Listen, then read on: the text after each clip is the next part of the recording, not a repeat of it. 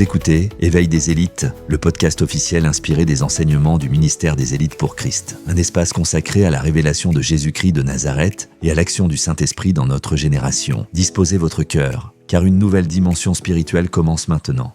Aujourd'hui, peut-être que tu connais cette parole, car je connais les projets que j'ai formés sur vous, dit l'Éternel.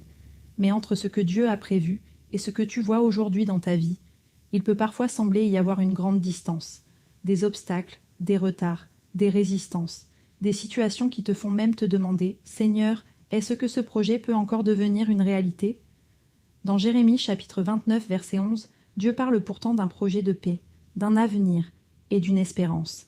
Alors aujourd'hui, nous allons comprendre une vérité essentielle. Ce que Dieu a prévu pour ta vie ne doit pas rester une promesse que tu connais seulement.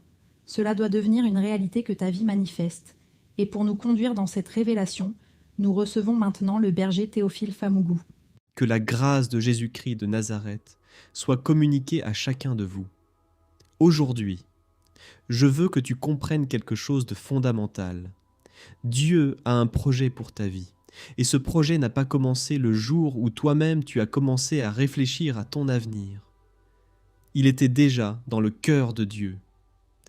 Jérémie, chapitre 29, verset 11, nous dit « Car je connais les projets que j'ai formés sur vous, dit l'Éternel, projets de paix et non de malheur, afin de vous donner un avenir et de l'espérance. » Remarque bien les paroles de Dieu. Il dit « Je connais les projets que j'ai formés. » Cela signifie que ta vie ne doit pas être conduite uniquement par tes circonstances. Elle doit être conduite par la compréhension de ce que Dieu a prévu. Parce qu'il peut y avoir une grande différence entre ce que tu vois aujourd'hui et ce que Dieu a écrit sur ta vie. Aujourd'hui, tu peux voir un retard. Dieu voit encore l'accomplissement. Tu peux voir une porte fermée. Dieu voit encore l'avenir. Tu peux voir une saison difficile. Dieu voit encore son projet.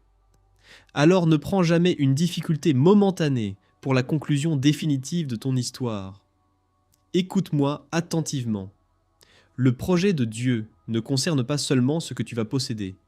Il concerne aussi ce que tu vas devenir. Quand Dieu travaille dans ta vie, ton caractère doit changer. Tes habitudes doivent changer. Ta manière d'aimer doit changer. Ta manière de servir doit changer. Les personnes qui vivent autour de toi doivent pouvoir reconnaître quelque chose de Dieu dans ta vie. Parce que le merveilleux projet de Dieu doit d'abord produire une transformation en toi, avant de devenir une manifestation autour de toi. Et c'est pour cela que tu as besoin du Saint-Esprit. L'Église ne doit pas prendre la place de Dieu dans ta vie. Un homme de Dieu ne doit pas prendre la place du Saint-Esprit dans ta vie.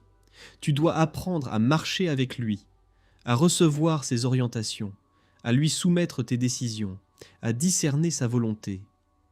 Parce que c'est lui qui connaît parfaitement le chemin qui conduit vers ce que Dieu a préparé pour toi. Mais maintenant, il y a une première réalité que tu dois comprendre. Tout ce qui s'oppose à la matérialisation de ce projet doit être vaincu. Et quand je parle d'obstacles, je ne parle pas seulement de ce qui se trouve à l'extérieur. Parfois, l'obstacle peut être la peur, le découragement, l'indiscipline, le manque de foi, une mauvaise décision, une relation qui t'éloigne de la volonté de Dieu, ou simplement cette voix intérieure qui te répète « c'est impossible ». Mais écoute-moi, un obstacle n'est pas la preuve que le projet de Dieu a disparu. Joseph a reçu un rêve, mais il a rencontré une fosse. Il a connu l'esclavage. Il a connu la prison. Pourtant, la prison n'était pas la fin du projet. Daniel a reçu une destinée, mais il a connu l'opposition. Et pourtant, l'opposition n'a pas annulé ce que Dieu voulait accomplir. Alors pourquoi veux-tu abandonner ton projet ? Simplement parce que tu as rencontré une résistance. Pourquoi veux-tu croire que tout est terminé ? Simplement parce que quelque chose n'a pas fonctionné comme tu l'avais imaginé. Le Dieu qui a formé le projet connaît aussi le chemin de sa matérialisation. Et parfois, ce projet dépasse même ta propre personne. Il y a des familles qui seront bénies parce que tu as obéi. Des personnes qui seront relevées parce que tu as accepté ton appel. Des vies qui seront transformées parce que tu as développé ce que Dieu a déposé en toi. Des personnes qui attendent peut-être une solution que Dieu a cachée dans ton obéissance.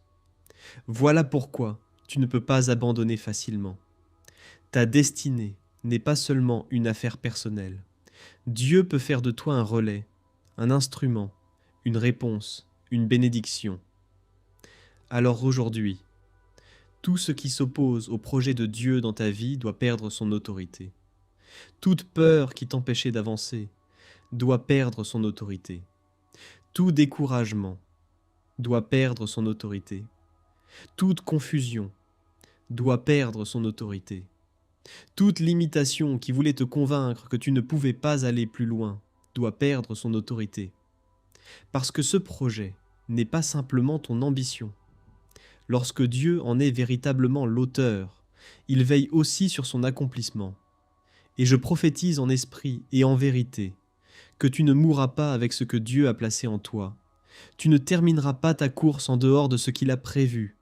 Que le Saint-Esprit te donne la compréhension, qu'il te donne la force, qu'il te donne la discipline, qu'il te donne les bonnes décisions, et que tout obstacle contraire à la volonté de Dieu soit renversé.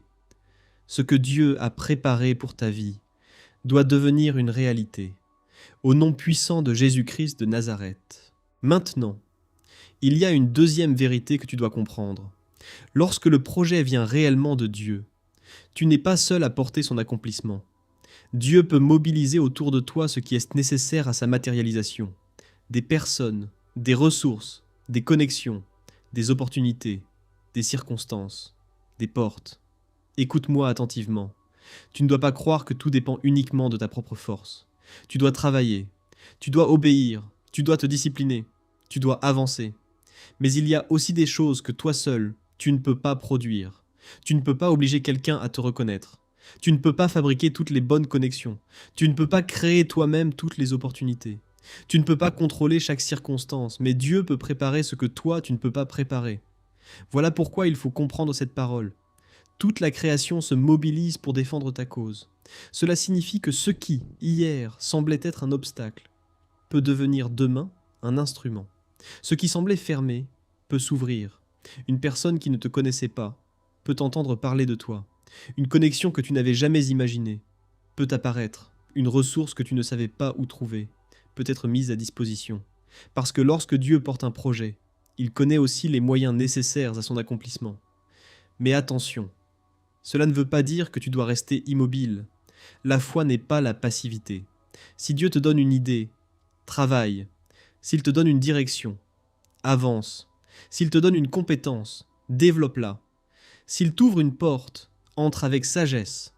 Parce que la mobilisation divine rencontre aussi ton obéissance. Et je veux dire quelque chose à une personne qui écoute ce message.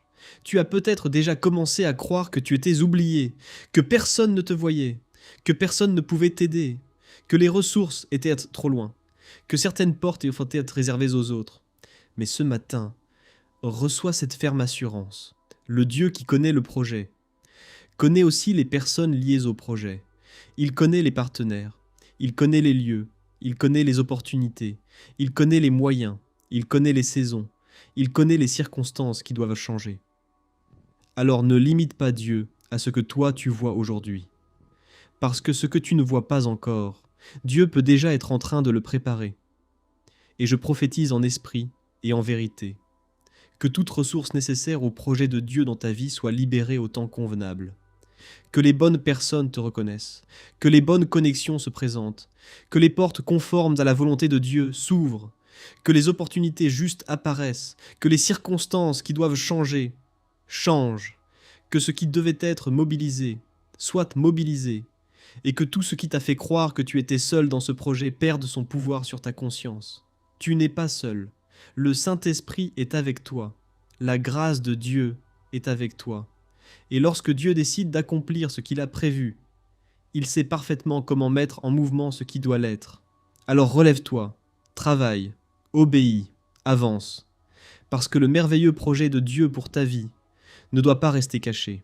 Il doit devenir visible. Il doit devenir palpable. Il doit devenir une réalité. Au nom puissant de Jésus-Christ de Nazareth. Ce que nous venons d'entendre est essentiel. Dieu a formé un projet pour ta vie, et ce projet ne doit pas rester une simple promesse que tu connais. Il doit devenir une réalité. Mais pour cela, tout ce qui s'y oppose doit être vaincu. Et tout ce que Dieu veut mobiliser en ta faveur doit pouvoir entrer en mouvement. Alors maintenant, ne reste pas seulement dans l'écoute. Prépare ton cœur, prépare ta foi. Le berger va nous conduire dans une invocation. Et là où tu es, répète chaque parole avec conviction, parce que ce que Dieu a prévu pour ta vie doit devenir une réalité. Là où tu es, ouvre ton cœur devant Dieu.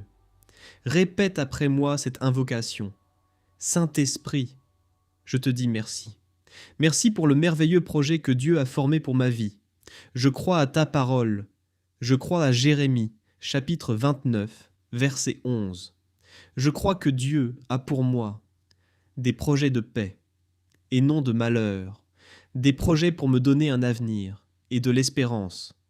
Aujourd'hui, je refuse d'abandonner. Je refuse le découragement. Je refuse la peur.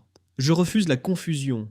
Je refuse toute pensée qui me dit que le projet de Dieu ne s'accomplira jamais.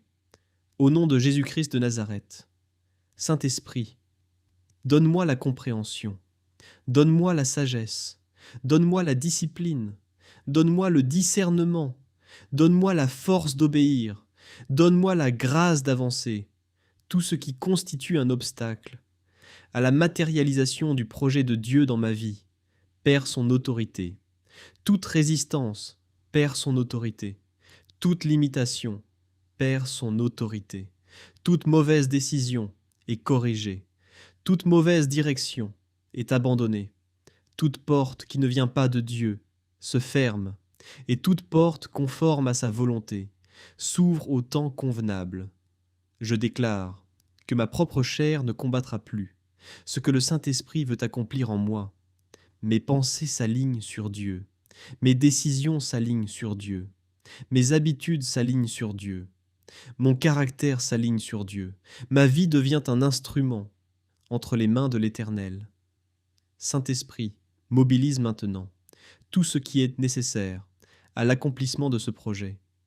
Mobilise les bonnes personnes, mobilise les bonnes connexions, mobilise les bonnes ressources, mobilise les bonnes opportunités, mobilise les bonnes circonstances, mobilise les moyens nécessaires.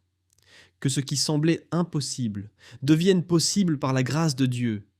Que ce qui semblait bloqué soit débloqué selon sa volonté. Que ce qui semblait trop loin soit rapproché au temps convenable. Je ne marcherai pas seul, je ne porterai pas seul ce que Dieu lui-même a initié. Le Saint-Esprit est avec moi, la grâce de Dieu est avec moi, la sagesse de Dieu est avec moi, et je reçois cette ferme assurance. Ce que Dieu a prévu pour ma vie deviendra une réalité. Je le verrai, ma famille le verra, ma génération le verra, et toute la gloire reviendra à Jésus-Christ de Nazareth, au nom puissant de Jésus-Christ de Nazareth. Ainsi soit-il. Amen. Amen. Aujourd'hui, retiens cette vérité. Ce que Dieu a prévu pour ta vie ne doit pas rester une simple promesse. Cela doit devenir une réalité. Les obstacles ne doivent pas t'arrêter. Le découragement ne doit pas t'arrêter. Et tu ne dois pas croire que tout dépend uniquement de tes propres forces. Dieu connaît le projet. Il connaît aussi les personnes, les ressources, les opportunités et les circonstances nécessaires à son accomplissement. Alors écris en commentaire « Ce que Dieu a prévu pour ma vie devient une réalité ». Si ce message t'a béni, partage ce podcast avec une personne qui a besoin de retrouver l'espérance et de croire de nouveau au projet de Dieu pour sa vie. Abonne-toi à Éveil des élites afin de ne manquer aucun prochain épisode. Merci d'avoir été avec nous. Que la souveraineté du Saint-Esprit soit établie dans ta vie, dans ta famille et dans ta nation. Nous nous retrouvons très bientôt pour un nouveau podcast. Shalom.